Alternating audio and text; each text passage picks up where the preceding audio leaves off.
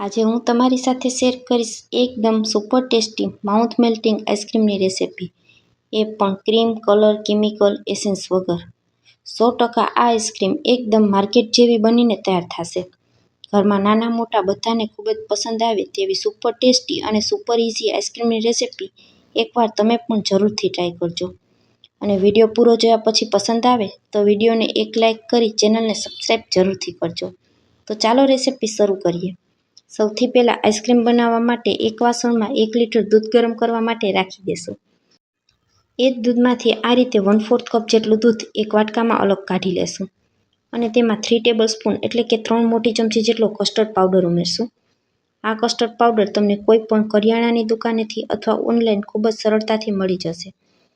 તમારે જો ઓનલાઈન લેવું હોય તો વિડીયોના ડિસ્ક્રિપ્શન બોક્સમાં હું કસ્ટર્ડ પાવડરની લિંક આપી દઈશ.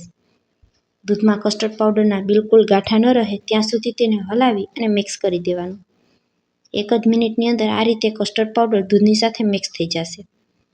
આ બાજુ ગેસ ઉપર આપણું દૂધ પણ સરસ ઉકળી ગયું છે. દૂધમાં એક ઉભરો આવી જાય એટલે ગેસની ફ્લેમને સ્લો કરી દેશું. દૂધને મીઠું કરવા માટે અહીં મેં અડધા કપ જેટલી ખડી સાકર આવે તેનો પાવડર કરીને ઉમેરેલો છે. સાકરની જગ્યાએ તમે ખાંડ પણ ઉમેરી શકો. ખાંડમાં ખૂબ કેમિકલ હોવાથી બની શકે ત્યાં સુધી સાકરનો ઉપયોગ કરવાનો. ઉનાળાની ભયંકર ગરમીમાં સાકર પેટને ઠંડક આપે છે. સાકરનો પાવડર ઓગળી જાય એટલે હવે જે આપણે કસ્ટર્ડ પાવડરવાળું દૂધ તૈયાર કરીને રાખેલું છે તે આ રીતે થોડું થોડું કરીને ઉમેરીશું. એકી સાથે બધું દૂધ નહીં ઉમેરી દેવાનું, નહીંતર બધું દૂધ તરત જ ઘટ થઈ જશે અને પછી આઈસ્ક્રીમમાં કસ્ટર્ડની કચાશ રહી જશે. તો અડધું દૂધ આ રીતે ઉમેરી અને દૂધને ચમચાથી હલાવી લેવાનું. થોડીવાર તેને ઉકાળી અને ત્યાર પછી ફરી પાછું અડધું કસ્ટર્ડવાળું દૂધ ઉમેરી દેશું. કસ્ટર્ડ પાવડરવાળું દૂધ ઉમેર્યા પછી 1 મિનિટ સુધી ધીમા તાપ ઉપર સતત દૂધને ઉકાળવાનું, જેથી કસ્ટર્ડની બિલકુલ આઈસ્ક્રીમમાં કચાશ ન રહે. હવે તમે જોઈ શકશો દૂધ આપણું એકદમ સરસ ઘટ થઈ ગયું છે અને 1 મિનિટ સુધી મેં તેને ધીમા તાપ ઉપર ઉકાળી લીધું છે.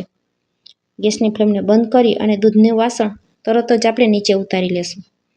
આનાથી વધારે ઘટ બિલકુલ નહીં કરવાનું, નહીં તો તળિયે તે બેસવા લાગશે. દૂધ આપણું ફટાફટ ઠંડુ થઈ જાય તેના માટે એક આ રીતે મોટા વાસણમાં પાણી લઈ લેવાનું અને તેની અંદર આપણે દૂધનું વાસણ રાખી અને દૂધને ચમચાથી હલાવતા જઈ અને ઠંડુ કરી લેશું. 15 થી 20 મિનિટ જેવો સમય થશે એટલે દૂધ આ રીતે ઠંડુ થઈ અને એકદમ સરસ ઘટ થઈ જશે. આજની આઈસ્ક્રીમ બનાવવામાં આપણે કોઈ પણ જાતની બજારની વ્હીપ ક્રીમનો ઉપયોગ કરવાના નથી. તો માર્કેટ જેવી આઈસ્ક્રીમ બને તેના માટે થઈ અને આપણે 1 કપ જેટલી દૂધની તાજી મલાઈ ઉમેરી દેશું.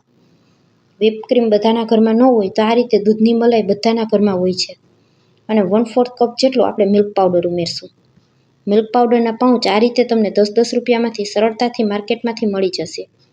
2 પેકેટ જેટલા આપણે મિલ્ક પાવડર ઉમેરવાનું છે. ચમચાથી હલાવી બધું મિક્સ કરી દેશું અને એક ચમચીની મદદથી મલાઈને આપણે આ રીતે થોડી તોડી લેશું. તમે ઈચ્છો તો મલાઈ ઉમેરતા પહેલાં જ વાટકામાં તેને ફેટીને પણ ઉમેરી શકો, પરંતુ આપણે પછી તેને બ્લેન્ડરથી બ્લેન્ડ જ કરવાનું છે, તો આ રીતે સીધી ઉમેરી દઈએ તો પણ ચાલે.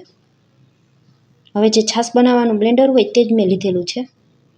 બ્લેન્ડરની મદદથી 1 મિનિટ સુધી આઈસ્ક્રીમનું બેટર આ રીતે બ્લેન્ડ કરી લેવાનું.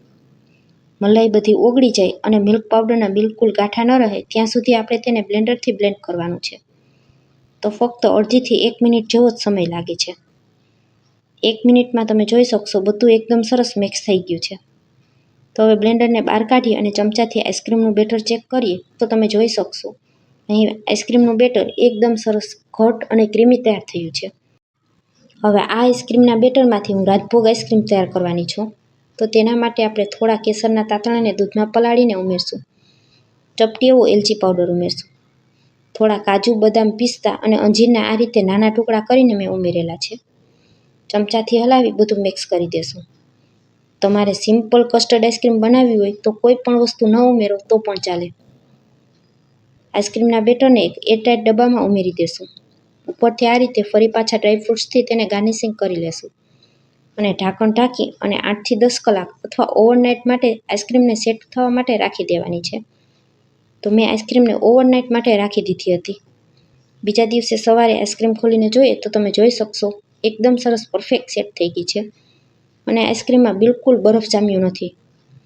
આઈસ્ક્રીમને સર્વ કરતાં પહેલાં 10 મિનિટ ફ્રીઝરમાંથી ડબ્બાને બહાર કાઢી લેવાનો. 10 મિનિટમાં આઈસ્ક્રીમ તેની મેળાએ જ એકદમ સરસ સ્મૂથ થઈ જશે.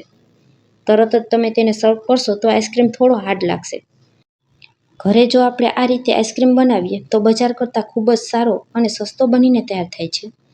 100 રૂપિયાના ખર્ચમાં મારે આ રીતે ડબ્બો ભરી અને આઈસ્ક્રીમ તૈયાર થઈ ગયો છે. આટલી આઈસ્ક્રીમ જો આપણે માર્કેટમાંથી લાવીએ તો 500 રૂપિયામાં પડતી હોય છે. તો તમે પણ ઉનાળાના વેકેશનમાં બાળકોને આ રીતે ઘરે જ આઈસ્ક્રીમ બનાવીને ખવડાવજો.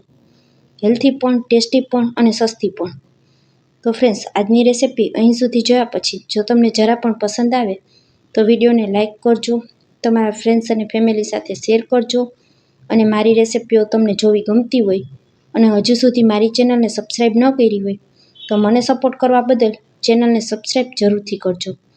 ફરી મળીશું આવી જ એક નવી રેસિપી સાથે. ત્યાં સુધી સૌને મારા જય માતાજી. Thanks for watching.